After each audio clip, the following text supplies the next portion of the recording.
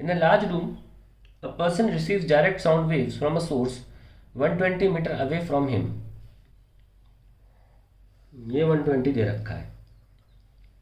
He also receives waves from the same source which reach him being reflected from 25 meter high ceiling at a point halfway between them. For which wavelength will these two sounds interfere constructively? तो interfere constructively के लिए condition क्या होती है? For constructive interference your path difference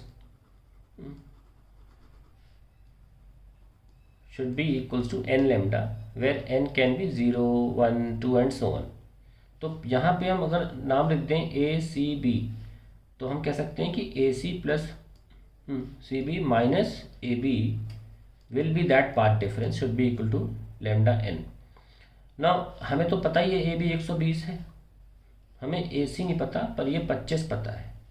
तो ये कितना हो जाएगा 60 और 60 25 पे जो पाइथागोरियन ट्रिपलेट बनता है वो 65 का बनता है. तो ये याद होगा तो आप तुरंत कर लोगे, नहीं तो आप 60 का स्क्वायर अब 25 का स्क्वायर करके भी आप ये 65 निकाल सकते हो. तो 65 ये 10 आ गया तो 330 आ गया, दैट इज 10 आ गया is equals to n lambda. That means आपकी जो फॉर विच वेवलेंथ पूछा है ना, तो वेवलेंथ क्या होगी 10/n होगी and that is your answer. Now different wavelengths इसके बारे में अज्यूम की जा सकती हैं. जैसे कि आप n को 0 तो ले नहीं सकते, 1 ले सकते हो. तो 10 वेवलेंथ पॉसिबल है, 10/2 वेवलेंथ पॉसिबल है, 10/3 वेवलेंथ पॉसिबल है, 10/4 वेवलेंथ एंड सो ऑन.